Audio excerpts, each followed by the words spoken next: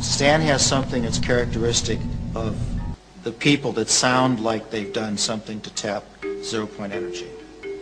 He has high frequency, high voltage, and there's a combination of the two at which something occurs. With Chernetsky in Russia, it was what he called a self-sustaining discharge. The tube would run by itself. When Stan gets this effect, the amount of hydrogen and oxygen that are emitted off these two electrodes is a step function. It almost boils the water. If I did this with standard electrochemicals, I need current, and the water should rise a degree every couple of seconds. With Stan's, it'll run for a half hour, and the water temperature hasn't changed. Something's different. Meyer demonstrates this repeatedly without any difficulty, and yet on the face of it, it represents an extraordinary revolution. His measurements over the years suggest 1,700% greater efficiency than conventional electrolysis. And if he's to be believed, he's getting much better results from his latest, still secret invention. Well, I first got involved with Stan Meyer when I went over there with a couple of colleagues to look at his water-splitting device. And so we arrived at Stanley Meyer. He had a demonstration cell. We filled it with tap water. In fact, I did that myself. And he switched it on, and almost instantly the three jaws dropped because of the rate at which the gas poured off. It was quite spectacular. Whatever energy source Stan Meyer had tapped, it was not explicable by the electric power that was going into it. So something was powering it outside of conventional wisdom. There is no question that the gas coming off in such abundance is hydrogen. Meyer ignites it to produce a high-temperature flame able to cut through metal. Stanley Meyer has faced a lot of difficulties. He's 3 times tried to launch the device and produce press conferences, had the technical press round, but he's been almost universally slated. In the early days, very much so, they just ridiculed the whole idea. He's getting a little more notice now because some scientists are getting interested. But by and large, science is very intolerant, particularly modern science. As with Tesla, Griggs and others, Meyer's claims are so far outside the received scientific wisdom that they've been ignored by the majority of the scientific establishment. But then, Meyer has ignored them too. He has poured his energies over the last 10 years into establishing recognition for his claims by getting international patents.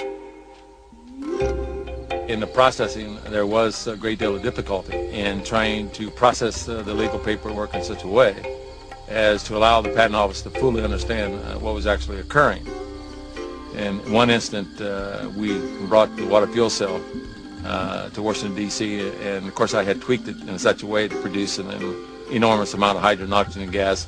And the patent examiner said, no, it will not work based on the electrolysis process. And when we turned it on and produced an enormous amount of hydrogen and gas, the examiner finally realized that we were doing exactly that, and went out in the hallway and started screaming and hollering to everybody on the floor, put out all your cigarettes, hydrogen in the building. So we started laughing and said, well, we certainly convinced everybody in the patent office that we can do what we said we can do. Even so, the US Patent Office dragged their feet for 3 years before granting patents on the hydrogen-producing device. Since then, against massive resistance, he's managed to get patents established throughout Europe and Japan.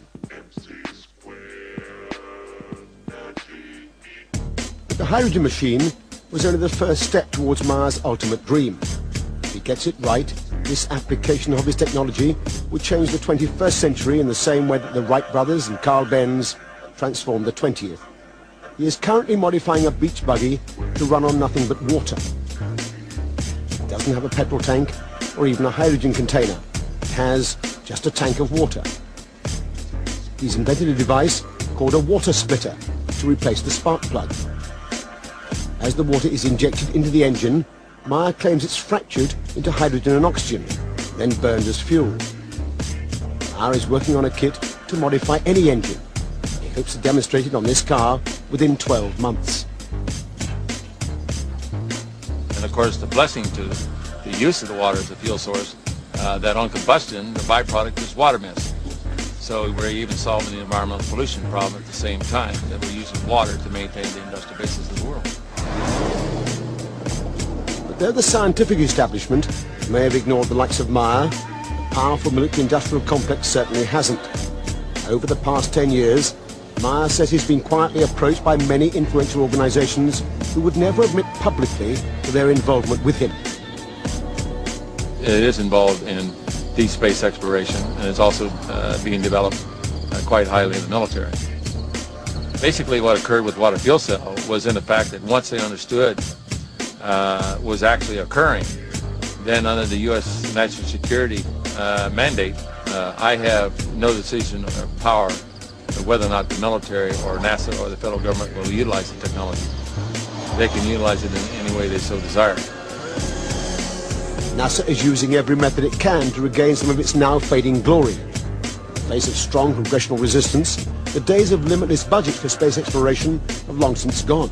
As the champion of a new, environmentally friendly energy source, NASA would gain immense support. Do you have your identification? As a former top scientist of the NASA spaceplane project, Professor Paul Ziss has an inside track on the workings of the agency. NASA has large centers. The center that's in charge of propulsion is NASA Lewis in Cleveland, Ohio. Can you imagine, instead of having a million-pound rocket has 900,000 pounds of fuel on board and oxidizer? Can you imagine what it would be like if you could put a device on there that would split water and run it into your engines? No explosive compounds. Public confirmation of a contract from NASA would provide a resounding boost for Mars technology. But Paul Ziss says it's only in a closed meeting that they confirm such an agreement. They're looking for new energy sources. I understand from the people that I've talked with that they have worked with Stan and trying to understand what he's done and given him a contract.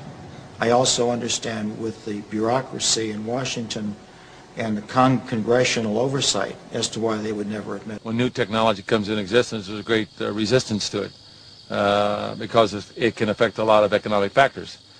In this particular case in the United States, we pay out roughly about $200 billion a year for foreign oil.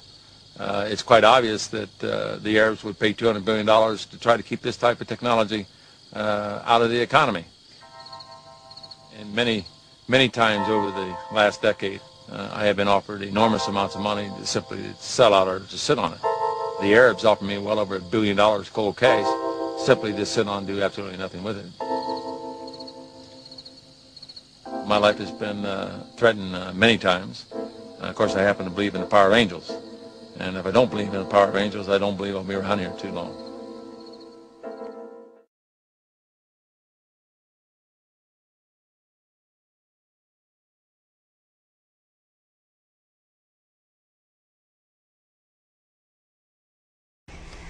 さて原油の価格ずっと高い状態が続いていますが、鹿児島市のあるベンチャー企業がある車を開発しました。動力の鍵は水です。この車、ガソリンは一切使いません。こちら先ほど水道から汲んできた普通の水なんですけれども、この車水で走るということですので早速入れてみたいと思います。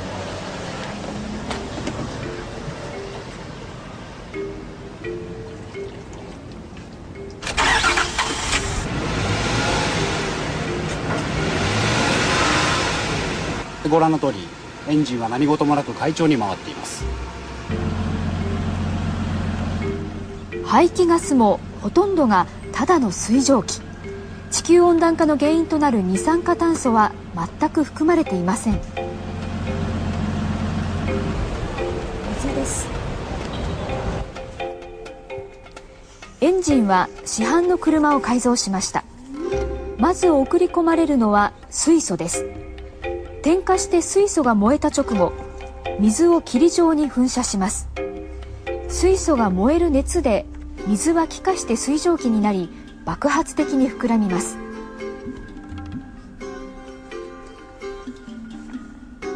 この力を動力として利用しようというのです。水素と水で走るという新しい発想。こうした車が車検証を受けたのは初めてのことです。